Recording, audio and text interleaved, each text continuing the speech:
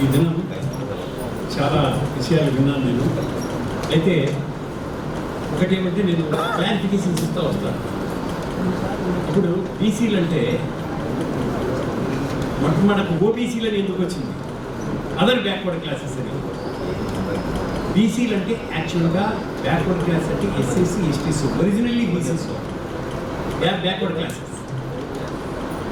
అందువల్ల తర్వాత మళ్ళా కొంతమందిని చేర్చాలని అనుకున్నారు కాబట్టి కొంతమంది లిస్టు తయారైంది కాబట్టి వీళ్ళందరూ బీసీలేనని, అందువల్ల వాళ్ళను అదర్ బ్యాక్వర్డ్ క్లాసెస్ అన్నారు. కాబట్టి బీసీలు అంటే ఎస్సీలు ఎస్టీలు బ్యాక్వర్డ్ క్లాసెస్, ఈ ముగ్గురు కలిస్తేనే బీసీలు అవుతారు. అంతేగాని ఇక్కడ దళితులం మేము మాదిగలము, మేము మాలలము, మేము బీసీలము, మేము గాండ్రోళ్ళము, లేకపోతే మేము గౌడులము, ఇది కాదు. మనం మొట్టమొదటి అర్థం చేసుకోవాల్సింది మనకు రాజ్యాంగంలో అంబేద్కర్ గారు ఏమి రాశారు అని.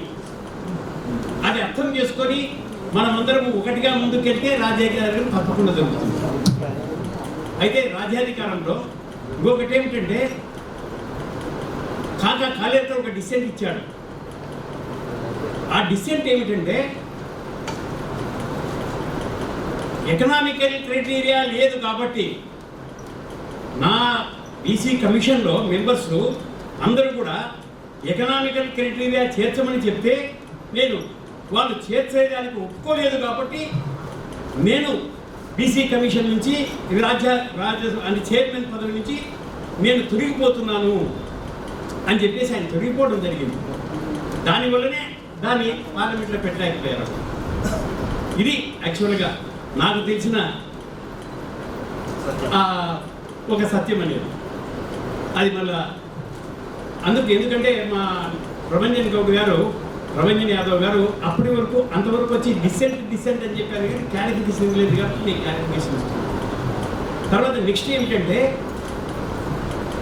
ఇప్పుడు బ్యాక్వర్డ్ క్లాసెస్ మేము ఈ పొలిటికల్ పార్టీ ఉండాలి బీసీలకు, లేకపోతే బీసీలు ఏనాడు కూడా పొలిటికల్ అధికారానికి రాజ్యాధికారానికి రాలేదని చెప్పే ఉద్దేశంతోనే 2004 15 మార్చి 2004లోనే రిజిస్టర్ చేయడం జరిగింది బీసీ నేతలు. అయితే అప్పటి నుంచి కూడా మేము ఎన్నికల్లో పోరాడుతున్నాం. ఫస్ట్ నాకు రాజశేఖర్ రెడ్డి గారు, నేను యాక్చువల్గా కడపలో కంటెస్ట్ చేశాను, కురుదుటూరులో కంటెస్ట్ చేశా. కురుదుటూరులో కంటెస్ట్ చేస్తే రాజశేఖర్ రెడ్డి గారిని విమర్శించినోడు లేడు అక్కడ. అప్పుడు ఫస్ట్ టైం రామకృష్ణ విమర్శించాడు. అందుకే ఒక్క కడప జిల్లాలో కురుదుటూరులో మాత్రమే కాంగ్రెస్ ఓడిపోయింది, తెలుగుదేశం గెలిచింది. దాన్ని అవగాహన చేసుకున్న రాజశేఖర రెడ్డి నెక్స్ట్ నాకు ఎమ్మెల్సీ ఇచ్చి నేను క్యాబినెట్లో తీసుకుంటాను రాండి అని చెప్పాడు. క్యాబినెట్కి తీసుకొని నువ్వు ఏ పెట్టినా కూడా నోటింగ్, బీసీలో నోటింగ్ ఏం పెట్టినా కూడా నేను సంతకం చేస్తానన్నాడు. ఇదే బిఎస్ రాములు గారు మా ఇంటికి వచ్చి ఒక రోజంతా నన్ను భంగపోయాడు చేరమని చెప్పి, కానీ నేను చేరలే. ఎందుకు చేరలేదు అంటే రెడ్లు చేరమంటారండి, చేరిన తర్వాత వాళ్ళ కలర్ చూపిస్తారు, మన మాట వినరు, మనం నోటింగ్ పెట్టి దాని మీద ఏదో రాసి పంపిస్తారు, మనము రిజైన్ చేసేటట్టు మనంతటా మనమే బయటికి పోయేటట్టు చేస్తారు వాళ్ళు. ఇది అనుభవపూర్వకంగా మేము చూసినది మొట్టమొదటి నుంచి కూడా. కాబట్టి నేను రానని చెప్పాను. నేను చేరలేదు. ఎందుకంటే నేను తెలంగాణలో నాయకులు ఒక ప్రభంజన్ యాదవ్ ఎందుకంటే నాకు ఇష్టపడ్డాడు, అందుకే నేను ప్రభంజన్ యాదవ్ గారితో నేను సఖ్యతతో ఉన్నా. కానీ కొందరు నాయకులు ఉన్నారు ఓన్లీ స్టేట్మెంట్లకే పరిమితం అవుతారు. స్టేట్మెంట్ అయిన తర్వాత అగ్రవర్ణాలతో కుమ్మక్కవుతారు. ఎందుకంటే నాకు అనుభవం ఉంది. నేను ఒక బీసీ నాయకుడు, ఇక్కడ ఫేమస్ బీసీ నాయకుడు, మమ్మల్ని ఇద్దరిని రాజశేఖర రెడ్డి గారు పిలిచి మేము మత్తల్లో ఎన్నికల్లో పెట్టినప్పుడు జల్లిం సత్యనారాయణ గారిని పెట్టాం, ప్రొఫెసర్ను బీసీ నేటటువంటి తరపు నుంచి పెట్టినప్పుడు ఆయన పిలిచి ఏమన్నాడు, అయ్యా మీకు 100 ఎకరాల ఆకుతోట ఉంది, ఏసీటీకి చెప్పమంటావా అని అడిగితే కాళ్ళ మీద పడ్డాడు. మన బీసీ నాయకుడే. కానీ రామకృష్ణయ్యకు నేను చెప్పలేను, ఆయన ఖర్చే పెడతాడు కానీ డబ్బులు తీసుకోడు, కాబట్టి ఆయన నేనేం చేయలేను, కానీ నీకు మాత్రం అని చెప్పి నేను అది విసకుండా ఎంత చెప్పినా కూడా వినకుండా నేను అక్కడ క్యాన్వాస్ చేశాను.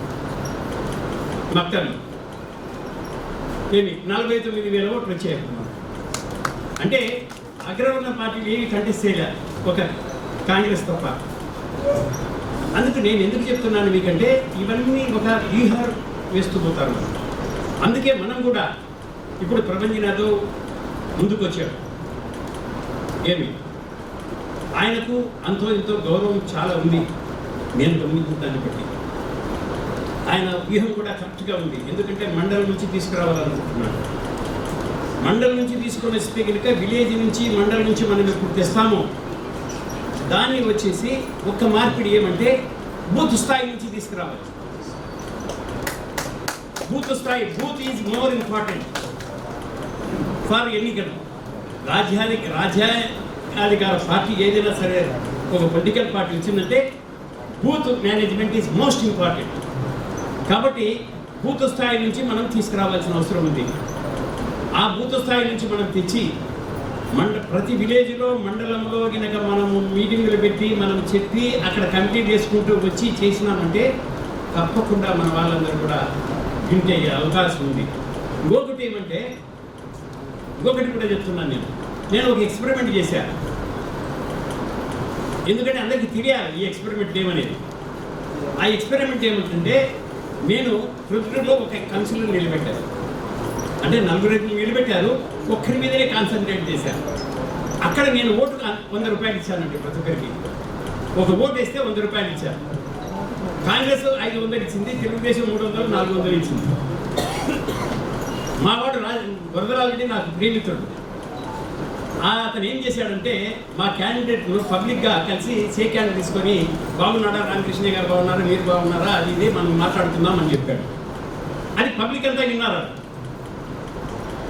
అది మనం మాట్లాడేది ఏమీ లేదు. కానీ రాత్రి మాత్రం క్యాన్వాస్ ఏం చేశారంటే బీసీ అనేటటువంటి కాంగ్రెస్తో కుమ్మక్కయిందని చెప్పారు. అందరూ మన వాళ్ళు ఓటేసి వీళ్ళు పోయి అడిగితే అది మీరు కాంగ్రెస్తో అగ్రిమెంట్ అయిపోయారంట కదా, అందుకు కాంగ్రెస్కి వేసామన్నారు. అందుకు పరిగెత్తి కూడా పోయి మళ్ళీ అంత చెప్పారు. 4 కదా బూతులు, ఎందుకంటే కౌన్సిలర్కు 4 బూతులు ఉంటాయి, అందుకంటే ఎక్కువ ఉండవు. చెప్తే మన వాళ్ళు సెకండ్ వచ్చారండి, కాంగ్రెస్ థర్డ్, తెలుగుదేశం 65 ఓట్లతో గెలిచింది. అంటే నేను ఎందుకు చెప్తున్నానంటే మనం పొలిటికల్ మేనేజ్మెంట్లో మనము కూడా వాళ్ళకంటే తక్కువ కాదు, మన బీసీలు కూడా తక్కువ లేరు. వాళ్ళు పంచపక్ష ప్రమాణాలు పెడితే మనము కారము అన్నం పెట్టాల్సిన అవసరం ఉంది అనేది ఒకటి గుర్తించాలనుకుంటున్నాం. అప్పుడే మనం గెలిచగలమని. ఇంకొకటి ఏమిటంటే వాళ్ళు మన వాళ్ళని యాక్చువల్గా వాళ్ళు ఎప్పుడు కూడా ఎన్నికలప్పుడు మాత్రమే పిలిచి తక్కడిస్తారు, నువ్వు అని. కానీ మన మొట్టమొదటి నుంచి కూడా ప్రభంజన్ యాదవ్ వ్యూహం కరెక్ట్గా ఉంది. ఎందుకంటే ప్రతి మండలంలో, ప్రతి విలేజ్లో, ప్రతి నియోజకవర్గంలో కూడా పెట్టాలనుకుంటున్నాడు. కానీ నేను ఒక సూచన ఇస్తాను. పొలిటికల్గా కూడా మనము కూడా ఒక వ్యూహాలు వేయాలి. ఆ వ్యూహం ఏమిటంటే మహిళలకు 50% రిజర్వేషన్స్ మనం అడుగుతున్నాం కదా, మేము మహిళలకు 50% సీట్లు ఇస్తాము అనేది చెప్పాలి. మొట్టమొదటి అనౌన్స్ చేయాలి. సచ్చిని రాజకీయ పార్టీలు నేను చెప్తున్నాను. ఎందుకంటే వాళ్ళు ఎప్పుడు ఇవ్వలేదు, మనం ఇవ్వాలి. ఈసారి కూడా మీరు కనుక నిజంగా ఈ లోక్సభ ఎన్నికల్లో కనుక పోటీ పడాలని అనుకుంటే మహిళలకు 17 సీట్లు ఉన్నాయి కదా, 9 సీట్లు మహిళలకు ఇవ్వండి. మహిళలు నిలబెట్టండి. మీరు 8 సీట్లలో మన వాళ్ళని నిలబెట్టండి, బీసీలను, ఎస్సీలను, ఎస్టీలను. అప్పుడు చూడండి వ్యూహం అనేది ఎట్లా తయారవుతుందో. ఇవన్నీ కూడా ఒకదానికొకటి మనం వ్యూహం వేసుకుంటూ పోవాలి. ఇది మనం కూడా అందరం కూడా ఎప్పుడు ఎన్నికలు అన్నాక ఆ ప్రభంజన్ యాదవ్ మీదని ఇడిచిపెట్టకూడదు.